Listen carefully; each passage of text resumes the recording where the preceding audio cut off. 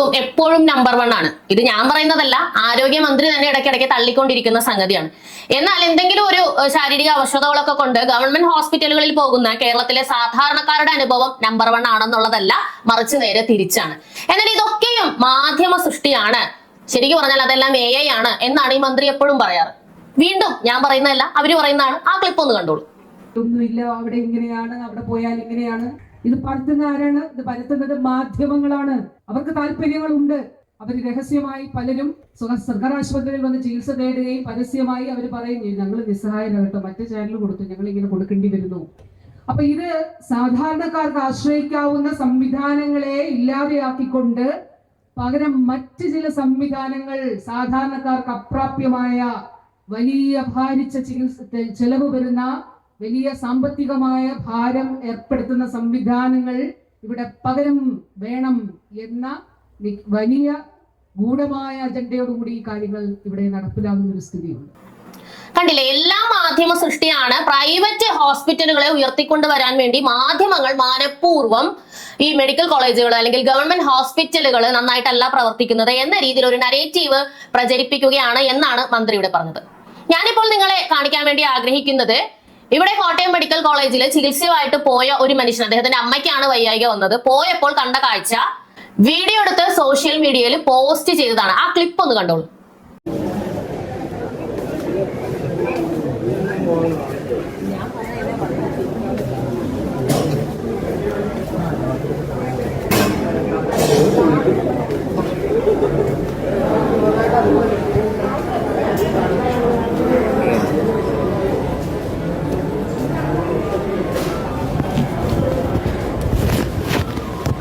ഇത് കോട്ടയം മെഡിക്കൽ കോളേജിൽ സ്ഥലമില്ലാത്തത് കൊണ്ട് ആളുകൾ നിരന്നിരിക്കുന്ന, രോഗികൾ അടക്കമുള്ള ആളുകൾ നിരന്ന് വരാന്തയിൽ കിടക്കുന്ന കാഴ്ചയാണ്.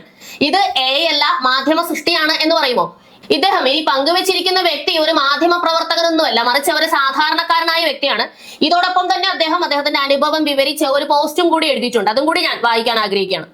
കഴിഞ്ഞ ഞായറാഴ്ച ഡിസംബർ 21 വൈകുന്നേരമാണ് അമ്മച്ചിക്ക് എന്തോ ഒരു അസ്വസ്ഥത പോലെ. എരമല്ലൂരിലെ ഒരു പ്രൈവറ്റ് ആശുപത്രിയിൽ ECG, ഹൃദയം തകർന്ന അവസ്ഥ. ലേവന്റെ മെഷീൻ പറഞ്ഞു എന്റെ അമ്മയ്ക്ക് ഹാർട്ട് അറ്റാക്ക് ആണ്. ആംബുലൻസ് വന്നു, നേരെ എറണാകുളം ജനറൽ ഹോസ്പിറ്റൽ കാഷ്വാലിറ്റി. സന്ധ്യയോടെ എത്തിയ ഞങ്ങൾ 6-7 പേർ. രാത്രി 11 മണി വരെ ഒരേ നിൽപ്പ്. സ്വഭാവം നല്ലതല്ലാത്തത് കൊണ്ട് ചോദിച്ചുപോയി, ഇതെന്റെ അമ്മയാണ്, കൊണ്ടുവന്നിട്ട് ഇത്ര നേരമായി, നിങ്ങൾ എന്താണ് ചെയ്തത്, എന്തിനാണ് ഇങ്ങനെ കിടത്തിയിരിക്കുന്നത്? ഉടനെ വന്നു മറുപടി, അവർക്കേ, അതായത് എന്റെ അമ്മയ്ക്ക് സ്ട്രോക്ക് വരാൻ ഇവർ തീരുമാനിച്ചിരിക്കുന്നു, കളമശ്ശേരിയിലേക്ക് വിട്ടോ, MRI എടുക്കണം, പന്തികേട് തോന്നി. വീണ്ടും ചോദിച്ചു, എന്നിട്ട് എന്തുകൊണ്ട് ഇത്ര നേരമായിട്ട് നിങ്ങൾ പറഞ്ഞില്ല? ഇപ്പൊ ഞാൻ ചോദിച്ചപ്പോഴല്ലേ നിങ്ങൾ ഇതൊക്കെ പറയുന്നത്? ഒരു കച്ചവട സാധ്യത. എന്തായാലും കളമശ്ശേരിയിലേക്ക് ഇല്ല തീരുമാനിച്ചു. കോട്ടയത്തിന് റെഫർ ചെയ്യാൻ വകുപ്പില്ല, 108 കിട്ടണമെങ്കിൽ കളമശ്ശേരിക്ക് പോകണം. കോട്ടയത്തിനാണെങ്കിൽ സ്വന്തമായി വണ്ടി വിളിച്ച് പോയിക്കൊള്ളണം. ശരി, സമ്മതിച്ചു. 108 അല്ല, ഇനി 1008 ആയാലും ഇതൊന്നും പാവങ്ങളെ സഹായിക്കാൻ വേണ്ടിയല്ലല്ലോ. വീണ്ടും ആംബുലൻസ്. രാത്രി 1 മണിക്ക് കോട്ടയം മെഡിക്കൽ കോളേജ് കാഷ്വാലിറ്റിയിൽ. നേരം വെളുക്കുന്നത് വരെ പരിശോധന, ഷുഗർ, പ്രഷർ, എല്ലാവരും ഉത്സാഹിക്കുന്നുണ്ട്. പക്ഷേ ലവര് പറഞ്ഞ അറ്റാക്കും ഇല്ല, സ്ട്രോക്കും ഇല്ല. ആശ്വാസം. Urinal infection. 5 ദിവസങ്ങൾക്ക് ശേഷം ഇന്നലെ വ്യാഴാഴ്ച തൃപ്പൂണിത്തുറ താലൂക്ക് ആശുപത്രിയിലേക്ക് മാറ്റി. ഇനിയും 4 നാൾ ആന്റിബയോട്ടിക് ഇഞ്ചക്ഷൻ. കോട്ടയത്ത് വാർഡിലൂടെ സ്ട്രെച്ചറിൽ കിടത്തി തള്ളിക്കൊണ്ട് നേരം വെളുക്കുവോളം പെങ്ങളും ഞാനും അമ്മച്ചിയെ വണ്ടി കളിപ്പിച്ച് നടന്നു. അതൊക്കെ ചെയ്യേണ്ടവർ ഇവിടെയുണ്ട്, പക്ഷെ തൊടില്ല. എങ്ങനെ നോക്കും?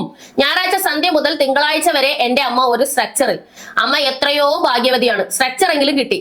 തറയിൽ പായ വിരിച്ച് വരാന്തകളിൽ കിടക്കുന്നവരുടെ അവസ്ഥ നമ്പർ 1 രംഗം തന്നെ അണ്ണാ. ഇതിനിടെ ആരോഗ്യ ഇൻഷുറൻസ് കാർഡ് ആക്ടിവേറ്റ് ചെയ്യാൻ ഞാൻ തിങ്കൾ മുതൽ ബുധനാഴ്ച വൈകുന്നേരം വരെ നടന്ന് അത് ശരിയാക്കി.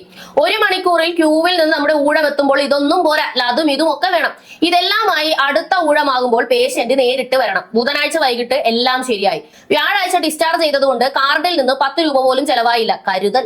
മൊത്തം ടെസ്റ്റുകളും മരുന്നും കടം മേടിച്ച് തന്നെ ചെയ്തു. പാവങ്ങളോട് എന്ത് കരുതലാണ്.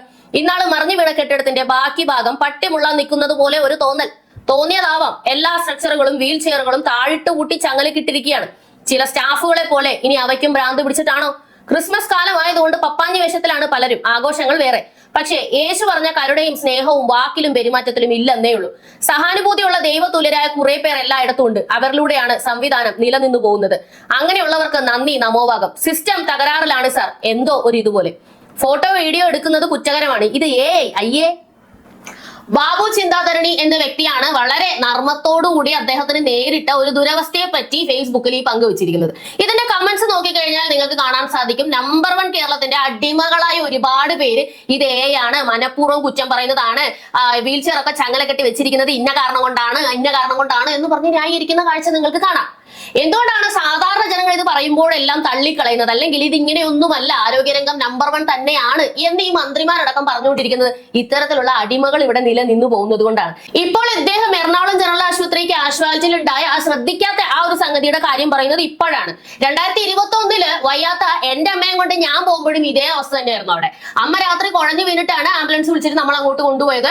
അരമണിക്കൂർ കഴിഞ്ഞു, 3/4 മണിക്കൂർ കഴിഞ്ഞു, മണിക്കൂർ 1 കഴിഞ്ഞിട്ടും ഒരാൾ വന്നിട്ട് എന്താണെന്ന് പോലും ചോദിക്കുന്നില്ല. ഞാൻ അവിടെ കിടന്ന് ബഹളം വെച്ചപ്പോഴാണ് അവർ വന്നിട്ട് എന്താണെന്ന് ചോദിക്കുന്നത്. അപ്പൊ ഞാൻ ചോദിച്ചു, നിങ്ങൾ ഇത്രയും അത്യാസന്ന നിലയിൽ ഒരു ആംബുലൻസിൽ ഒരു പേഷ്യന്റ് വന്നിട്ട് എന്തുകൊണ്ട് നിങ്ങൾ നോക്കുന്നില്ല? അപ്പൊ അവര് പറഞ്ഞു, ഞങ്ങളെല്ലാം ജൂനിയേഴ്സ് ആണ്, ഇവിടെ സീനിയേഴ്സ് ആരും ഇല്ല, ആകെ 1-2 പേരേ ഉള്ളൂ, മൊത്തം അത്യാഹിത വിഭാഗത്തിലെ ആൾക്കാർ വരുമ്പോൾ ഓടി നടക്കാൻ ഞങ്ങൾ മാത്രമേ ഉള്ളൂ, ഞങ്ങൾക്കാണെങ്കിൽ കുറെ കാര്യങ്ങളൊന്നും അറിയാൻ പാടില്ല, ഇതെല്ലാം ജൂനിയർ ഡോക്ടേഴ്സ് ആണ്, പഠിക്കാൻ നിൽക്കുന്ന പിള്ളേരാണെന്നാണ് അവർ പറയുന്നത്. ഇപ്പോഴും 2025 ഡിസംബറിലാണെങ്കിലും 26 ജനുവരി നടന്നുകൊണ്ടിരിക്കുക. ഇപ്പോഴാണെങ്കിലും കാര്യങ്ങൾക്ക് വലിയ മാറ്റമൊന്നുമില്ല. ഈ മന്ത്രി തന്നെ പറയുന്നത് വിദേശത്ത് നിന്ന് ആൾക്കാരെ സ്കാൻ ചെയ്യാൻ വേണ്ടി, അതായത് MRI ഒക്കെ ചെയ്യാൻ വേണ്ടി ഇവിടെ വരുന്നുണ്ടെന്നാണ്. ഏത് ഗവൺമെന്റ് ഹോസ്പിറ്റലിലാണ് പ്രോപ്പർ ആയിട്ട് ഇന്നിപ്പോ ഞാനൊരു MRI ഒക്കെ എഴുതി കൊടുത്താൽ 2-3 ദിവസത്തിനുള്ളിൽ, പോട്ടെ 2-3 ആഴ്ചക്കുള്ളിലെങ്കിലും എനിക്ക് ഡേറ്റ് കിട്ടുന്നതെന്നുള്ളത് ഈ മന്ത്രി തന്നെ പറയണം. അവരൊക്കെ വിദേശത്ത് നിന്ന് ഇവിടെ വന്നിട്ട് ഇതൊക്കെ ചെയ്തിട്ട് പോകുന്നത് പ്രൈവറ്റ് ലാബുകളിലാണ് മാഡം. അവിടെ മാത്രമേ ഇത് പ്രോപ്പർ ആയിട്ട് പെട്ടെന്ന് ചെയ്യാൻ പറ്റൂ. എന്റെ അനുഭവം കൂടിയാണ് ഞാൻ പറയുന്നത്. അമ്മയെ കൊണ്ട് ഞാൻ പോകുന്നത് മാർച്ചിലാണ്, എഴുതി തന്നത് സെപ്റ്റംബറില്. അതിന് മുമ്പ് അതായത് മെയ്യില് എന്റെ അമ്മ മരിക്കുകയും ചെയ്തു. ഇപ്പോഴും അവിടെ പോയി നോക്കിക്കഴിഞ്ഞാൽ ഇത് തന്നെയാണ് അവസ്ഥ എന്നാണ് എല്ലാവരും പറയുന്നത്. ഒരു ഡോക്ടർ ഉണ്ട്, 24 മണിക്കൂറും പ്രവർത്തിക്കുന്ന ഒരു MRI സെന്റർ ആണ് അല്ലെങ്കിൽ സ്കാൻ സെന്റർ ആണെന്നൊക്കെ പറയുന്നെങ്കിലും ഇതുപോലെ മാസക്കണക്കിന് ഡേറ്റ് ഇട്ടിട്ടാണ് ഇപ്പോഴും രോഗികൾക്ക് നൽകുന്നത്. പ്രൈവറ്റിൽ പോകണം, DDRC അതുപോലുള്ള പ്രൈവറ്റിൽ പോയി 8,000-9,000 കൊടുത്താൽ അപ് ടു ഡേറ്റ് ആയിട്ട് സ്കാൻ ചെയ്യാൻ പറ്റും. ഇത് നിങ്ങളുടെ മികവല്ല. ഇത് കേരളത്തിന്റെ ആരോഗ്യ രംഗത്തിന് അല്ലെങ്കിൽ കേരളത്തിലെ ആരോഗ്യ മന്ത്രിക്ക് എന്തെങ്കിലും എടുത്ത് കാണിക്കാനായിട്ടുള്ള ഒരു മികവുമല്ല. നിങ്ങളൊന്നും ഇവിടെ ചെയ്യുന്നില്ല. ഇദ്ദേഹം പറയുന്ന കണ്ടില്ലേ, കോട്ടയം മെഡിക്കൽ കോളേജിലാണ് പഴയ ഒരു കെട്ടിടം തകർന്ന് വീണ ഒരു ചേച്ചി മരിച്ചത്. ആ കെട്ടിടം ഇപ്പോഴും അങ്ങനെ തന്നെ നിൽക്കുന്നുണ്ട്. അദ്ദേഹം എഴുതിയിരിക്കുന്നത് പട്ടി മുള്ളാൻ നിൽക്കുന്നത് പോലെ അത് നിൽക്കുകയാണെന്നാണ്. ഈ ദാരുണാവസ്ഥയിൽ ഇപ്പോഴും തുടരുമ്പോഴും നിങ്ങൾ ഒരു സൈഡിൽ കൂടി ഇങ്ങനെ തള്ളിക്കൊണ്ടിരിക്കുകയാണ്. ഈ തള്ളൽ മാത്രം കേൾക്കുന്ന നിങ്ങളുടെ അടിമകൾ വിശ്വസിക്കും. പക്ഷെ ഞങ്ങളെ പോലുള്ള സാധാരണക്കാര് ഗവൺമെന്റ് ഹോസ്പിറ്റലിൽ പോയിട്ട് കാണുന്നത്, കേൾക്കുന്നത്, അനുഭവിക്കുന്നത് അത് നോക്കി മാത്രമേ ഇനി നിങ്ങൾക്ക് വോട്ട് തരണോ വേണ്ടേ എന്നുള്ളത് ചിന്തിക്കൂ. അങ്ങനെ തന്നെയല്ലേ ചെയ്യേണ്ടത്. ഇതുപോലെ സോഷ്യൽ റെലവന്റ് ആയിട്ടുള്ള കാര്യങ്ങൾ ജനങ്ങളിലേക്ക് എത്തിക്കണം. നിങ്ങൾ അനുഭവിക്കുന്ന ദുരവസ്ഥ ഗവൺമെന്റ് തള്ളുന്നത് പോലെ അല്ല കാര്യങ്ങൾ എന്നുണ്ടെന്നുണ്ടെങ്കിൽ ഇതുപോലുള്ള വീഡിയോസും വാർത്തകളും എല്ലാം എനിക്ക് അയച്ചു തരാവുന്നതാണ്. നമ്പർ ഞാൻ താഴെ കൊടുത്തേക്കാം. അപ്പോൾ വീണ്ടും കാണുക ആക്സ് ന്യൂസ്.